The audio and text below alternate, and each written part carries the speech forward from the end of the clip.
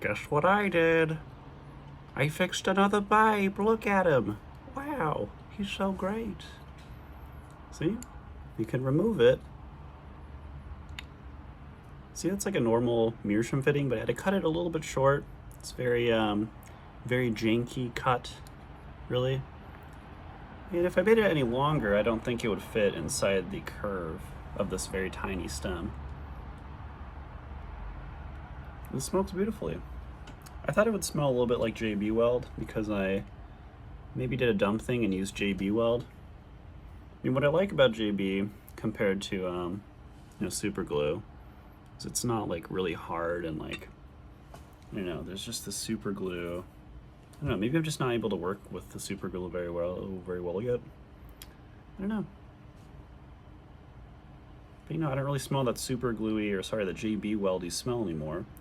And what I tried to do really carefully is to not have the JB Weld, I guess, interact with the smoke at all, not be touching the area where the smoke could pass whatsoever.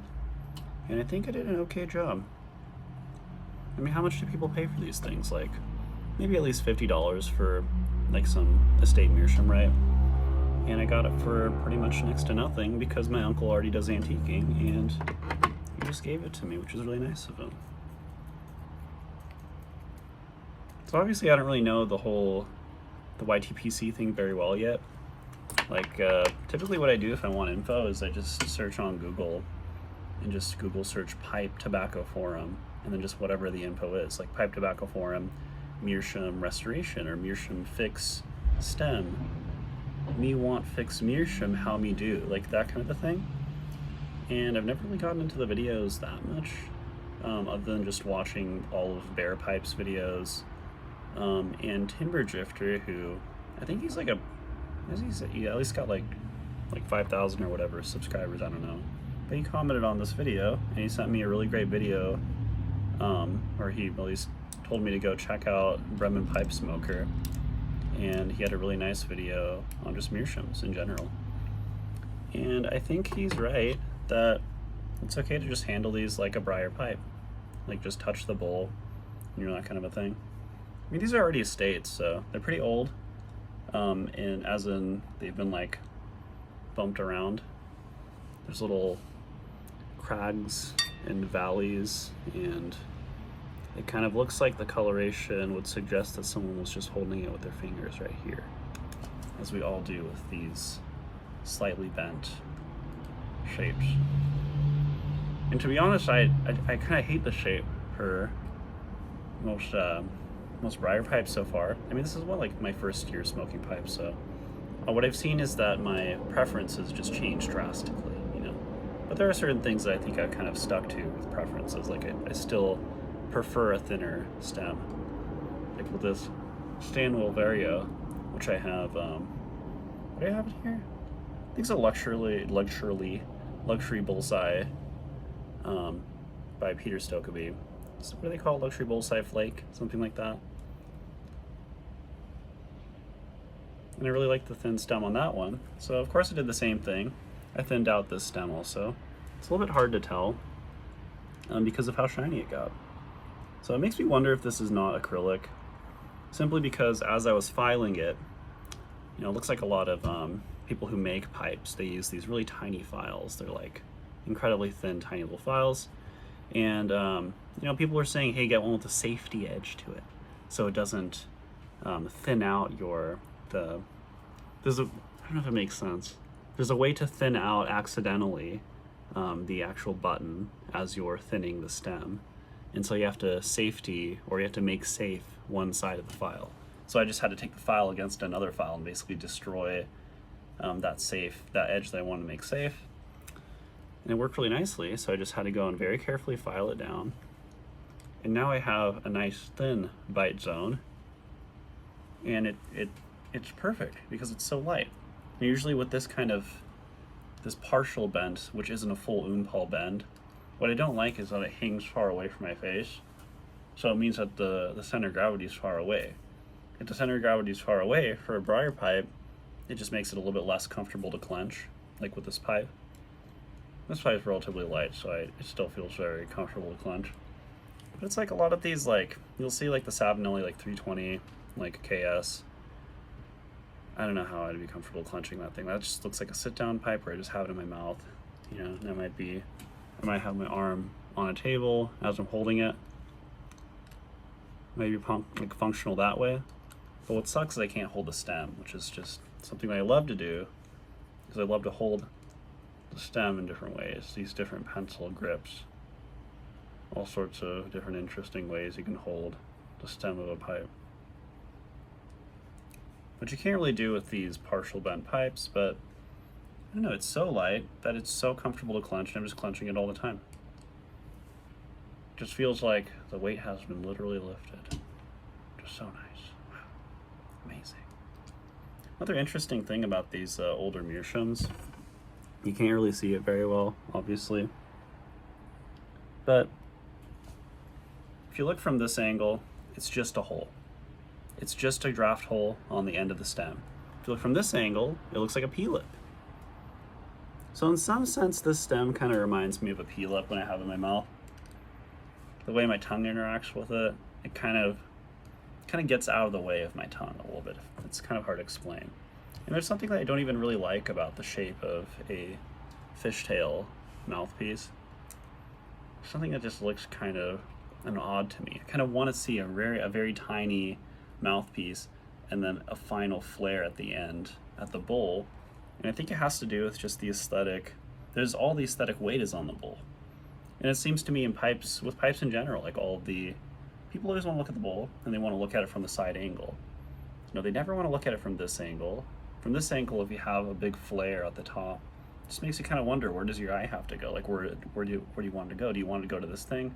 Probably not where it's all chewed out and it's gross because it's interacting with your mouth. You probably wanted to go to the bowl, more or less the front of the bowl, and not the top of the bowl. I don't know. I guess weird thoughts on the aesthetic. But so far, I find this one smokes kind of medium dry. For whatever reason, the Ottoman Turk head figure roll pipe that I have seems to just smoke a lot cooler. I don't really know why that is.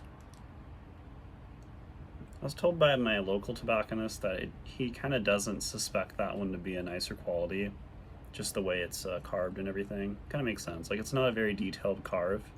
And it's interesting because the figural, like, lady head, the Elizabethan lady head figural Meerschaum that I have, my third pipe, that one just doesn't, I don't know, to me it smokes, it feels very dense first off, so maybe it's made out of an African Meerschaum rather than a block Meerschaum from Eskişehir, Turkey, which is probably going to be less dense, you know, more porous, which, you know, makes it a better Meerschaum. It's probably more moisture wicking, etc. That actually might not be true. That actually might have, there might be other aspects to consider before considering whether or not, you know, what its worth is. But I just find it's a nice experience. And it's a separate shape. Should probably do another video with that Elizabethan figural head Meerschaum that I have of the lady. Because it looks really nice. And it has a lot of just interesting color that she came with. It has reds, yellows, browns, everything.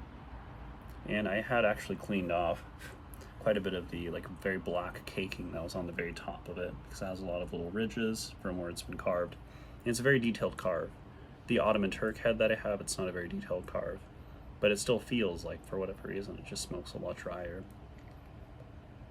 And for the size of it, like I would see the amount of material there is, it seems to weigh almost the same as this, which is very strange. So I don't know, maybe it is just, for whatever reason, just turned out to be a pretty good part of a maybe lower grade block, or said to be lower grade block of Meerschaum, who knows.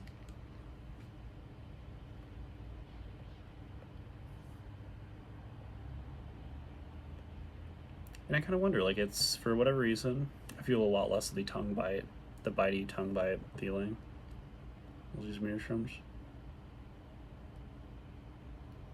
But again, I think it's too early to say. I just haven't been smoking this enough to really, you know, give a really good, definite answer on that.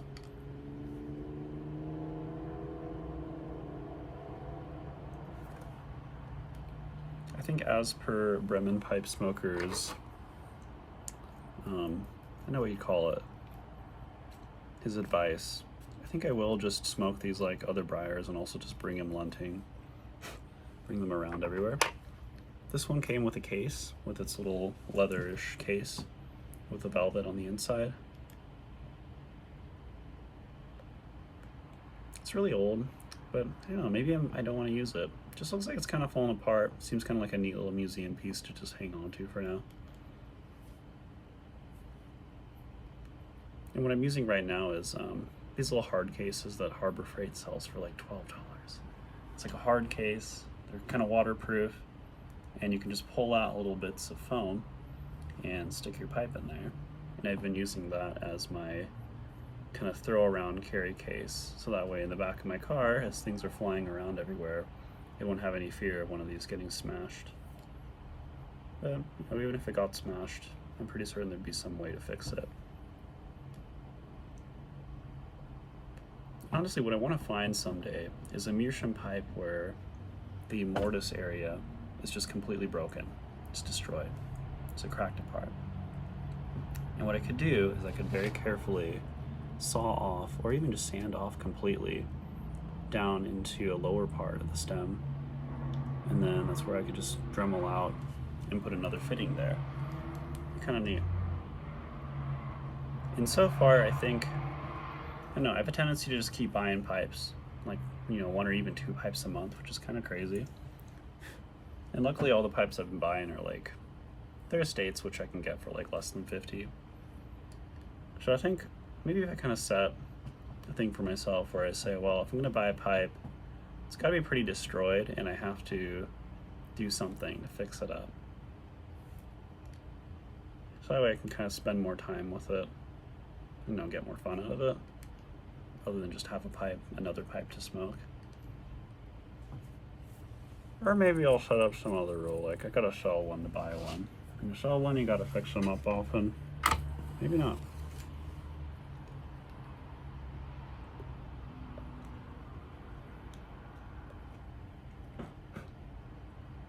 I know a lot of people try to burn off the sulfur.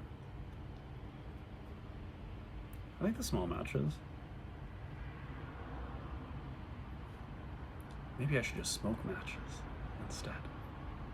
You know? It comes to that sometimes.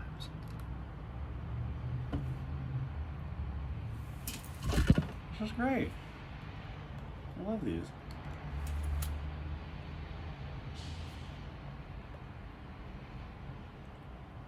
I just call my uncle and ask him to buy every pipe he sees.